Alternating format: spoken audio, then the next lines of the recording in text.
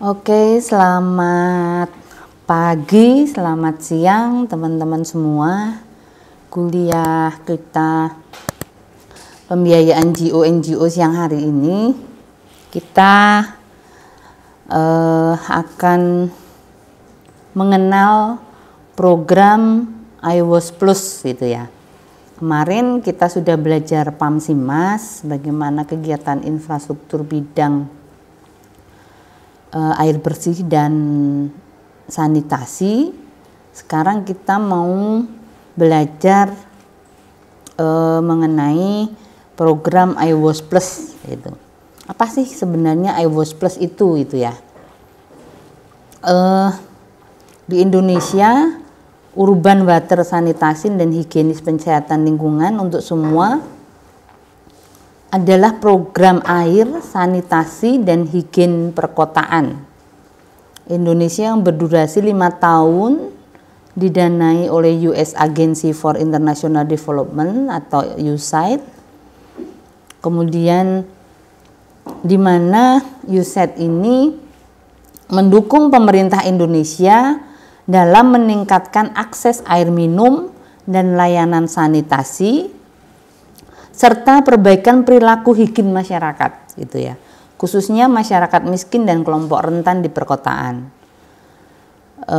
Programnya bekerja sama dengan berbagai kalangan masyarakat, pemerintah daerah, organisasi masyarakat sipil, dan penyedia layanan. Lalu kemarin di program PAMSIMAS kita melihat bangunan infrastruktur yang dibangun gitu ya. Tetapi kalau iWOS Plus ini lebih kepada memberi pemahaman kepada masyarakat, memberi pemahaman kepada kelompok-kelompok rentan atau masyarakat miskin, bagaimana meningkatkan akses air minum dan layanan sanitasi gitu ya. Ini yang beda antara iWOS dan PAMSIMAS kemarin, teman-teman. Kemudian pencapaian hasil utama dilakukan dengan 4 komponen yang saling terkait gitu ya. Yang pertama, meningkatkan akses air minum dan sanitasi ke rumah tangga. Ini komponen 1. Kalau melihat ke komponen 2 adalah penguatan kinerja kelembagaan air minum dan sanitasi perkotaan. Kemudian komponen 3-nya adalah penguatan untuk pembiayaan air minum, sanitasi higien. Ini komponen 3. Kemudian komponen 4 adalah percepatan advokasi, koordinasi, dan komunikasi untuk air minum, sanitasi, higien skala nasional gitu ya. Ini 4 komponen pencapaian hasil utama program iWOS Plus gitu. Nanti kalau teman-teman mau dilihat ada 9 provinsi yang menjadi target atau capaian untuk di Indonesia, yaitu dari Sumatera, Sumatera Utara, kemudian Jawa Barat, Jawa Tengah, Jawa Timur, Sulawesi Selatan, Maluku Utara, Maluku, dan Papua. Dan 2 daerah khusus yaitu DKI dan Kabupaten Tangerang. Ini yang menjadi konsentrasi capaian iWOS di Indonesia. Hasil utamanya adalah ada capaian hasil yang ingin dicapai oleh program iWOS ini, yaitu 1.100 juta penduduk perkotaan mendapatkan akses air minum, di mana separuhnya atau 500.000-nya adalah penduduk dari kelompok rentan. 500.000 penduduk perkotaan mendapatkan akses sanitasi yang layak, di mana keseluruhannya adalah kelompok B4O. Apakah kelompok B4O itu? Yaitu penerima manfaat di 40% kesejahteraan terendah. Jadi kalau kita bisa katakan dia adalah masyarakat miskin atau masyarakat rentan gitu ya. Dalam rangka iWOS Plus, seluruh penerima manfaat di Indonesia Timur dikategorikan sebagai B4O. Gitu. Kalau di Indonesia Timur karena mungkin akses air minum dan sanitasinya masih sangat minim sekali. Kemudian mitra utama di tingkat nasional, yang pertama adalah IWOS ini akan bekerja sama dengan Bappenas, kemudian bekerja sama dengan Kementerian Pekerjaan Umum dan Perumahan Rakyat, bekerja sama dengan Kementerian Kesehatan, Dalam Negeri, Keuangan, Lingkungan Hidup dan Kehutanan, dan Kementerian Pemberdayaan Perempuan dan Perlindungan Anak. Ini mitra utama di tingkat nasional gitu ya. Kemudian kota dan kabupaten mitra IWOS di Sumatera itu ada Kabupaten Deli Serdang, Medan, Tebing Tinggi, Sibolga, dan Kota Pemantang Siantar. Ini yang di Sumatera Utara. Di Jawa Barat DKI Tangerang, Provinsi Jawa Barat ada Bekasi, Depok, Bogor, Karawang, dan Bogor.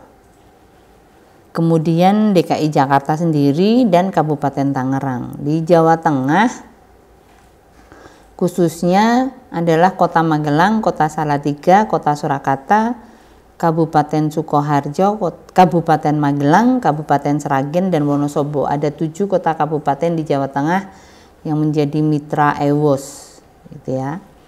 Kemudian di Jawa Timur ini ada Surabaya, Probolinggo, Malang, Sidoarjo, Gresik, Probolinggo, dan Lumajang.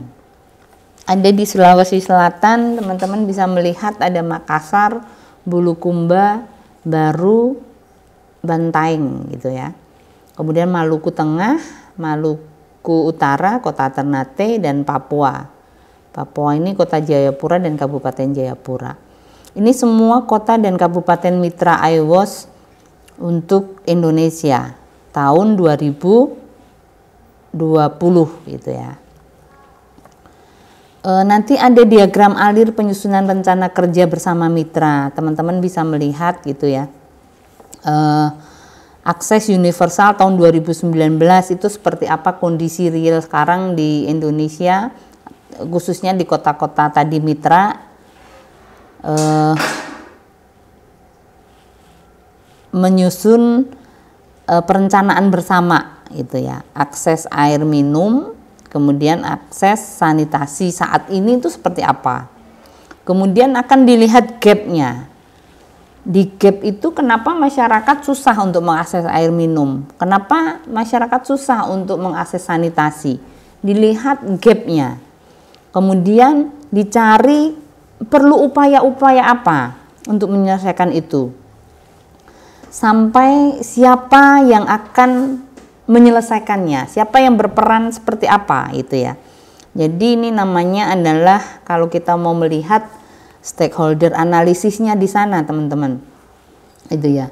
Kemudian setelah kita tahu siapa, kita akan lihat mungkin OPD atau SKPD atau institusi terkait, apakah Bapeda, apakah PU, apakah Dinkes gitu ya, atau PDAM gitu ya, atau ada Pokja AMPL itu, kemudian atau disusun sebuah perencanaan Badan PP gitu ya. Kemudian kita juga akan memetakan lembaga lain terkait, NGO, LSM, swasta, LKM gitu ya, asosiasi gitu. Ini semua kita petakan dalam penyusunan rencana kerja bersama mitra namanya IWOS. Jadi bekerjanya seperti itu teman-teman. Kemudian rencana tim IWOS Plus untuk menyusun rencana kerja program bersama mitra. Yang pertama tadi sudah stakeholder analisis, ini internal dan eksternal. Maksudnya internal itu berarti di internal OPD, eksternal itu berarti pihak luar gitu ya. Pihak luar yang mana yang bisa bekerja sama gitu ya.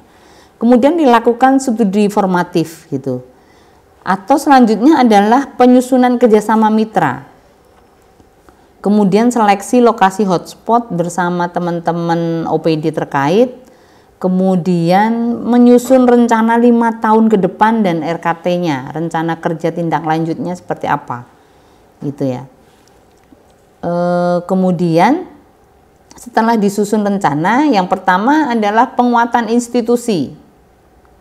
Kemudian setelah penguatan institusi, kita akan lari ke community entry atau penguatan masyarakat. Kemudian setelah penguatan masyarakat, kita akan lebih kepada penguatan forum. Jadi teman-teman pahami bahwa iWOS Plus ini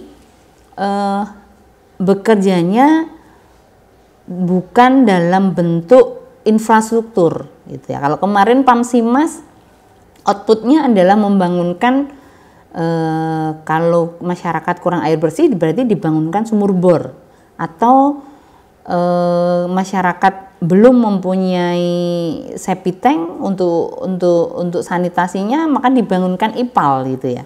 Tetapi kalau iWOS ini lebih kepada penguatan. Jadi penguatan institusi, penguatan masyarakat, kemudian penguatan forum atau kelembagaannya seperti apa itu ya. Ini iWOS Plus teman-teman. Kemudian Mbak Iti akan menyampaikan bagaimana iWOS Plus ini membahas soal air bersih gitu ya. Jadi ketersediaan air di bumi ini gitu. Kalau kita mau melihat, teman-teman nanti bisa melihat di PowerPoint yang nanti Mbak Hetty kirim di grup teman-teman gitu ya.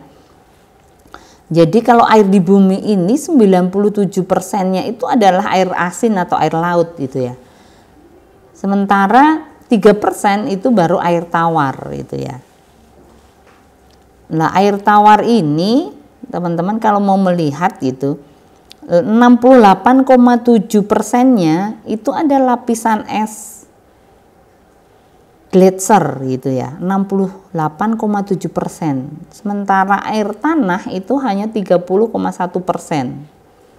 Yang 0,9% ini lain-lain, bisa dikatakan itu adalah air permukaan itu ya. Nah, yang biasa kita konsumsi di air permukaan ini biasanya 80 dari 0,3% itu ya. Kalau kita mau melihat kembali gitu, 87%-nya danau.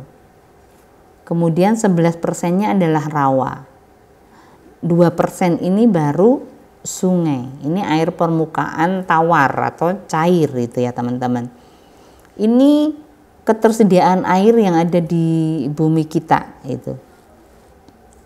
Kemudian ketersediaan sumber daya air, nanti teman-teman bisa melihat itu di Jawa ini sangat-sangat kritis air tawar itu ya, atau air bersih gitu ya. Di Jawa itu 1.600 meter persegi. Papua ini 25,500 meter persegi. Luas Jawa hanya 7% dari keseluruhan luas Indonesia dan memiliki hanya 4,5 potensi total air bersih secara keseluruhan. Sedangkan di Jawa ini dihuni oleh 65% penduduk Indonesia. Teman-teman bisa membayangkan sebenarnya betapa sangat kritisnya ketersediaan sumber daya air yang ada di Pulau Jawa ini gitu ya. Dengan melihat berapa persen jiwa penghuni di Pulau Jawa ini. Oke, kita lanjut. Kemudian ada target nasional sektor air minum, teman-teman, di RPJMN Pak Jokowi 2015 sampai 2019, dan goal SDGs tahun 2030, goal 61, yaitu pada tahun 2030 mencapai akses universal dan merata terhadap air minum yang aman dan terjangkau. Gitu ya. Kalau di RPJM-nya Pak Jokowi 100% akses air minum, 0% kumuh, dan 100% akses sanitasi. Ini di RPJMN tahun kemarin. Kalau kita melihat capaian sampai dengan tahun 2019 tetap masih ada, belum 100% akses air minum ini tertuntaskan di Indonesia, dan juga 100% akses sanitasi ini belum selesai. Jadi tahun ini pun kita masih mempunyai PR untuk target air minum. Kemudian implementasi perencanaan pengamanan air minum itu ada air pump sumber, ada air pump operator, air pump komunal, dan air pump konsumen atau pump rumah tangga. Nanti teman-teman bisa lihat di paparannya Mbak Heti. Akses universal strategi pengembangan air minum itu ada fungsi kepadatan daerah, daerah perkotaan, daerah pedesaan gitu ya. Kemudian air minum. Air minum ini ada SPAM IKK, SPAM regional, PDAM, ada program yang kemarin kita belajar bersama berbasis masyarakat yaitu PAMSIMAS. Ini strategi pengembangan air minum, teman-teman. Oke.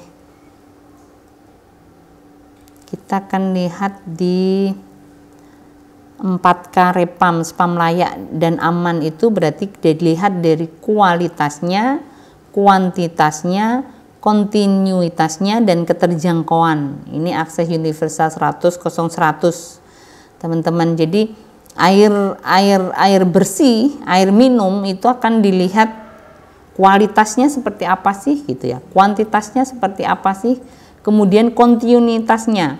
Kontinu itu kalau kita melihat PDAM kita sekarang gitu ya, kadang ada yang hanya nyala kalau pas musim kemarau, nyala di malam hari gitu. Ini kan ternyata juga PR kita bersama gitu. Ternyata sumber airnya pun juga belum bisa memenuhi untuk kebutuhan kita bersama. Kita belum melihat soal kualitas air gitu. Kalau teman-teman mau melihat di Demak itu, PDAM-nya itu, air PDAM itu yang warnanya keruh gitu. Tapi itu air PDAM yang bisa disediakan oleh pemerintah daerah ya seperti itu. Kita pun kalau mau konsumsi untuk minum dan sebagainya, terpaksa masyarakat yang mampu itu akan memakai galon dan sebagainya. Ini soal kualitas, kuantitas, dan kontinuitasnya dan keterjangkauannya. Kemudian permasalahan air bersih ini banyak di yang tadi Mbak Heti katakan, ada kuantitas debit air baku menurun. Jadi kalau teman-teman PAMSIMAS kemarin sudah membangunkan sumur bor atau sumur artesis gitu ya, itu ternyata juga punya masalah dengan debit air yang tidak bisa stuck gitu ya, atau debit airnya selalu besar gitu. Ternyata dia juga akan mengalami penurunan. Nah, debit air tidak bisa memenuhi kebutuhan 1 kali 24 jam dalam sehari berarti teman-teman. Kemudian kualitas air yang tidak memenuhi standar, kemudian keterjangkauan dari biaya yang tinggi. Masyarakat miskin biasanya memang susah untuk mengakses air PDAM gitu ya. Waktu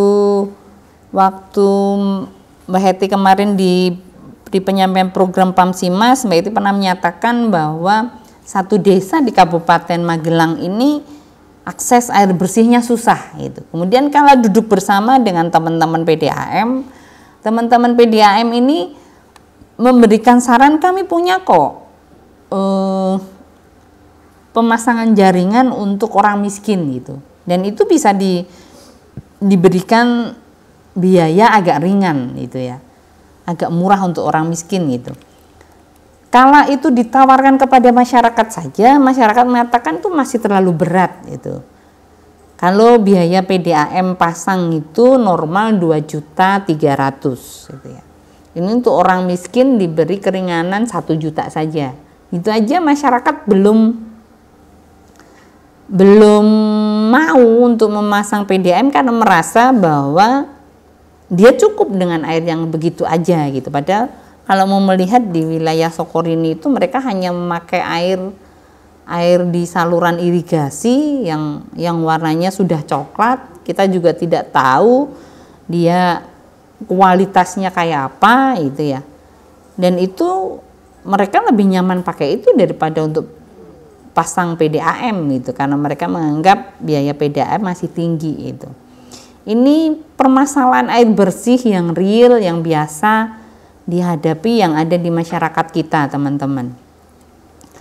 Kemudian kita masih lihat di permasalahan air bersih lagi atau konsep ketahanan sumber daya. Nanti teman-teman bisa lihat gitu ya, bagaimana air permukaan, kemudian bagaimana air tanah ini lari ke laut dan sebagainya. Nanti teman-teman bisa melihat siklus air.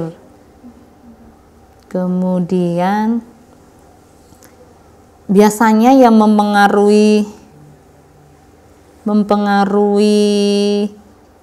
kualitas dan intensitas air ini adalah tata guna lahan gitu ya. Teman-teman bisa melihat bahwa banyak hutan-hutan sekarang yang tadinya untuk menyerap air tanah dan sebagainya sudah berubah fungsi. Nah, ini yang akhirnya menyebabkan air tanah di Jawa khususnya ini sangat-sangat kurang gitu.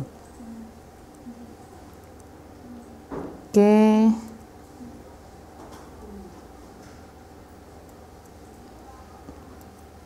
Kita akan lihat lagi, teman-teman.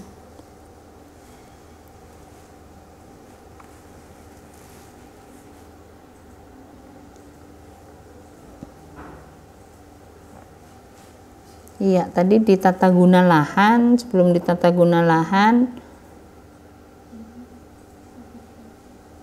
sebentar.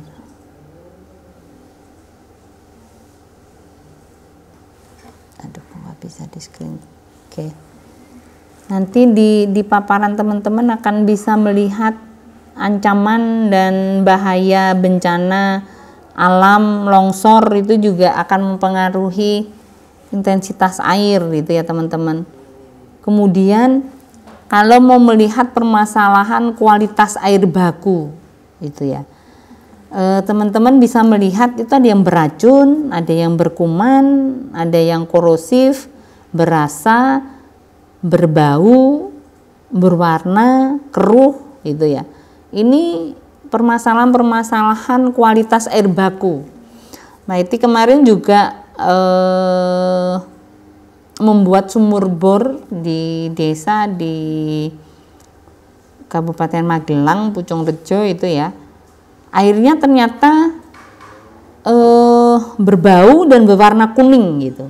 Memang akhirnya kami uji labkan ke Dinas Kesehatan untuk dilihat layak untuk dikonsumsi atau tidak gitu. Jadi kalau program-program Pamsimas kemarin sama, teman-teman, kala sudah keluar air ini akan dites, kemudian dia layak untuk dikonsumsi atau tidak, ini akan kita lihat bersama gitu ya.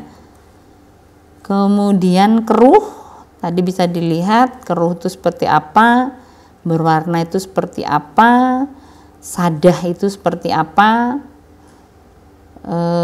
Sadah ini airnya karena konsumsi sabun meningkat gitu ya, jadi timbul kerak pada alat pemanas. Ini biasanya ini juga bermasalah untuk kita, teman-teman. Nanti teman-teman bisa lihat sendirilah di ini. Kemudian berbau, kemudian berasa itu seperti apa, di sini ada. Nanti teman-teman bisa melihat. Korosif itu kayak apa, rusaknya peralatan logam, gangguan kesehatan, biasanya konsentrasi CO2, pH senyawa asam biasa, ini korosif gitu ya. Berkuman biasanya ini yang menyebabkan penyakit kulit atau penyakit perut gitu. Teman-teman nanti bisa lihat di contoh-contohnya gitu ya. Jadi yang tadi Mbak Heti katakan permasalahan kualitas air baku itu apa aja, Yang beracun itu seperti apa, yang berkuman itu seperti apa, yang korosif itu seperti apa, berasa itu seperti apa, berbau, sadah, berwarna, dan keruh seperti apa, ini ada semua. Nanti teman-teman bisa melihat gitu ya.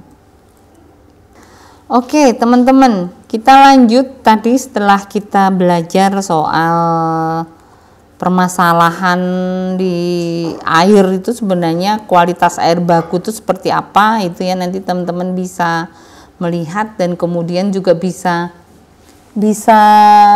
merasakan selama ini kita konsumsi air yang seperti apa sih gitu ya.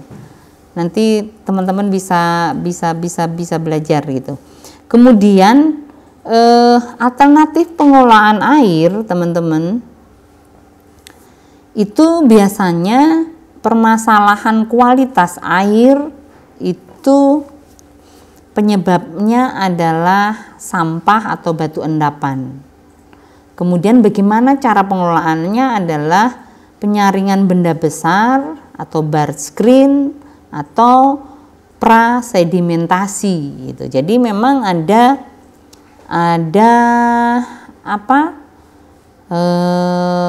permasalahan, ada penyebabnya, kemudian pengolahannya seperti apa itu ya teman-teman. Kalau keruh teman-teman, ini biasanya disebabkan oleh koloid atau suspended solid gitu ya, koagulasi atau flokulasi, sedimentasi, filtrasi. Jadi ini pengelolaannya gitu ya, bagaimana keruh itu bisa dikonsumsi asal melalui proses-proses seperti ini gitu. Kalau berbau, ini penyebabnya biasanya kandungan organik atau anorganik gitu ya.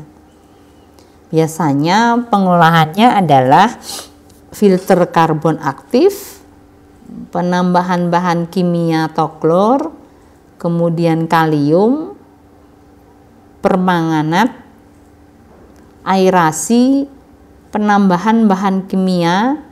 Biasanya memang penambahan bahan kimia ini lebih banyak ke klor dan kalium gitu ya. Kemudian soal berasa, ini biasanya kandungan organik dan anorganik penyebabnya. Sama, pengolahannya adalah di filter, di karbon, di kalium, dikasih klor, sama teman-teman. Kemudian berwarna, ini juga pengolahannya sama gitu ya. Sadah ini biasanya kandungan anorganik, biasanya unsur Ca dan Mg gitu ya. Biasanya pengolahannya adalah dengan pemanasan, pembubuhan bahan-bahan kimia seperti kapur, soda abu, dan soda api, dan sebagainya. Korosif ini biasanya kandungan dari anorganik. Bisa pengolahannya dengan stabilisasi penambahan bahan kimia kapur atau CO2. Kemudian kalau berkuman ini biasanya ya disinfeksi gitu ya. Kemudian kalau beracun ini biasanya penyebabnya adalah kandungan organik atau kandungan anorganik. Sama pengelolaannya, di filter karbon aktif, penambahan bahan kimia untuk menaikkan pH kapur. Ini alternatif pengelolaan air di permasalahan air yang ada tadi teman-teman. Ini soal air bersih gitu ya. Kemudian Meheti akan sedikit menyinggung soal bagaimana IWOS juga menangani soal sanitasi gitu ya. Sanitasi atau pengelolaan limbah domestik. Limbah domestik ini teman-teman tahu limbah rumah tangga gitu ya. Limbah rumah tangga itu sebenarnya tidak bisa serta-merta kemudian dibuang begitu saja di saluran drainase. Ini yang harus teman-teman pahami. Dan ini yang permasalahan yang sangat susah di Indonesia gitu ya. Karena masyarakat terbiasa dengan semua limbah rumah tangga adalah dibuang ke saluran drainase. Padahal harusnya masuk ke dalam IPAL dulu, baru keluar ini adalah air bersih gitu ya. Dasar hukum ini ada dasar-dasar hukumnya, nanti teman-teman bisa baca dasar hukum yang mendasari soal IPAL dan bagaimana IPAL dalam bentuk apa itu ya. Untuk limbah domestik biasanya kita katakan grey water gitu ya. Kalau limbah BAB kita katakan black water gitu ya. Dan kadang ironis di perkotaan-perkotaan itu black water pun dibuang ke saluran drainase gitu, nggak hanya grey water itu ya.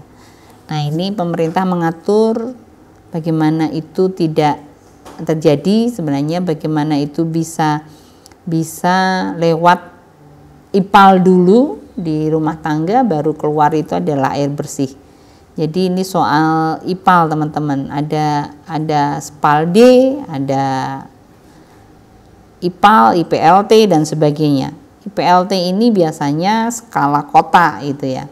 Jadi kalau mau melihat di sistem sanitasi ini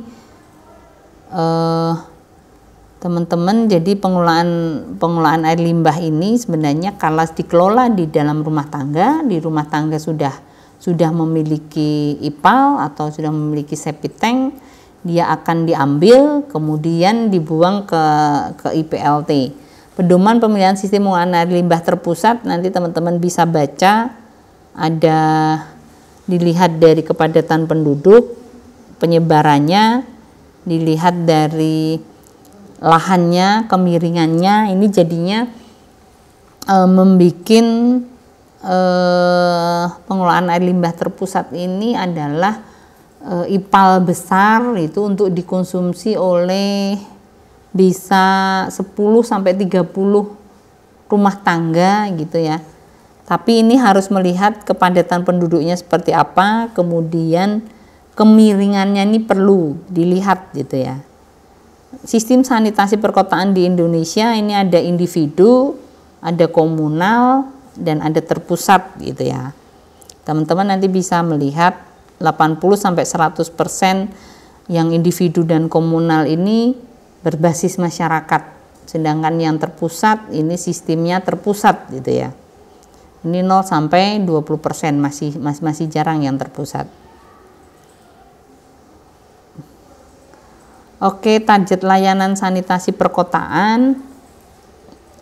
Jadi kalau kita mau melihat BABS ini, kemudian sanitasi dasar, sanitasi layak, kemudian sanitasi aman gitu ya, ini tingkatannya. Kita biasanya masih di BABS, buang air besar sembarangan. Kemudian sanitasi dasar itu adalah berarti dia sudah buang air besar tapi belum ada ininya, belum ada sanitasinya atau belum ada septic tanknya gitu ya. Kalau layak ini sudah ada septic tanknya tapi belum standar gitu ya, belum standar SNI. Jadi kalau mau melihat harus leher angsa gitu ya. Ada rumah tangga yang numpang, ada MCK komunal dan sebagainya. Ini target layanan sanitasi perkotaan teman-teman, nanti bisa lihat di gambar itu ya. Kemudian kalau mau melihat di iWash teman-teman, jadi ada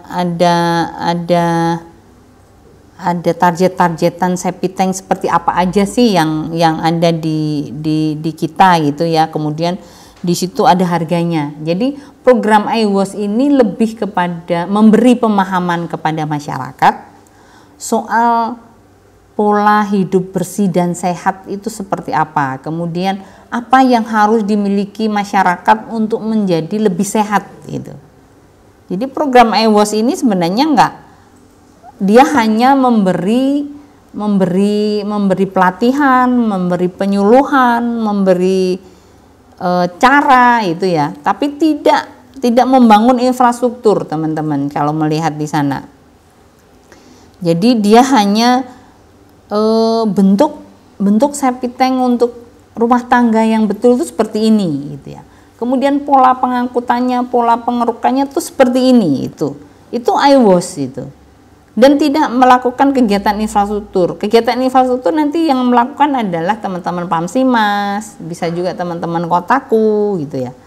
Dengan dana-dana pusat itu yang dilakukan. Jadi IWOS ini lebih pure kepada memberi pemberdayaan lah kepada masyarakat itu. Kalau kemarin Mbak Eti bilang di program Kotaku maupun di program Pamsimas itu kendalanya adalah belum adanya kesadaran masyarakat untuk merubah perilaku hidup bersih dan sehat itu ya. Nah, di sini peran IWOS datang gitu. IWOS akan datang memberi penyuluhan, memberi pemahaman secara intens kepada masyarakat, kemudian mengajari kepada masyarakat untuk pelan-pelan merubah pola bersih hidup dan merubah pola hidup bersih dan sehat yang betul itu yang seperti apa. Ini teman-teman IWOS melakukan ini gitu ya. Walaupun di kegiatannya dia akan memberi ini loh. Septic tank yang bagus tuh seperti ini, diameternya sekian dengan volume sekian gitu ya. Masyarakat bisa memanfaatkan satu septic tank dimanfaatkan untuk 1 sampai 5 rumah yang ada di sekitarnya gitu. Itu namanya Mbak Eti kemarin mengatakan komunil gitu ya, karena nggak komunal. Komunal ini kan besar. Komunil itu berarti hanya 3 sampai 5 rumah tangga yang memanfaatkan teman-teman. Itu pure yang dilakukan teman-teman IWOS gitu ya. Walaupun dia juga memberi berbagai macam alternatif gitu ya. Dia memberi pemahaman soal air bersih tadi seperti apa, kemudian memberi pemahaman soal tangki septic yang betul itu yang kayak apa, IPAL yang betul itu kayak apa, itu IWOS memberikan pemahaman gitu ya. Nah, ini memang kemudian memberi alternatif kepada masyarakat. Pilihan model yang terjangkau itu yang kayak apa gitu ya. Jadi kayak kemarin umpamanya ada permasalahan dalam satu kampung belum bisa mengakses air bersih. Sementara akses air bersih yang bisa diakses oleh masyarakat adalah satu-satunya hanya PDAM. Kalau mau dipahamkan pada masyarakat di situ ekonomi rendah, ekonomi miskin gitu ya, dia tidak bisa untuk mengakses PDAM. Caranya kayak apa?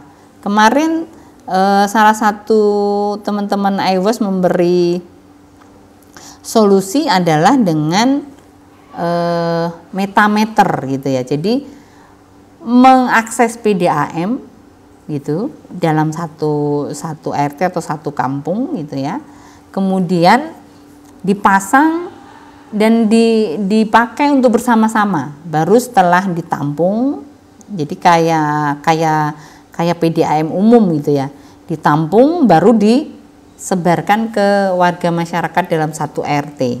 Memang jatuhnya agak lebih murah gitu karena kita juga minta pasangnya ke PDAM ini untuk kegiatan sosial gitu ya. Kemudian di situ baru diakses oleh masyarakat rumah tangga dengan biaya minim gitu. Mungkin satu rumah tangga hanya membayar satu bulannya 5.000 gitu, kisaran 5.000 sampai 10.000 teman-teman. Itu yang terjadi yang diberi IWOS solusinya gitu ya. Ini soal air bersih dan sanitasi yang diberikan oleh IWOS kita pelajari bersama teman-teman. Harapannya teman-teman bisa memahami. Kita kemarin sudah belajar Kotaku, kita juga sudah belajar Pamsimas gitu. Dan ini kita belajar IWOS. IWOS ini kalau dari segi pembiayaan pembangunan memang dia tidak secara langsung uang ini diberikan kepada masyarakat. Tetapi IWOS ini memberi pembelajaran kepada masyarakat. IWOS ini memberi penguatan kepada masyarakat. Memang akhirnya dia akan menjadi mitranya program yang lain gitu ya.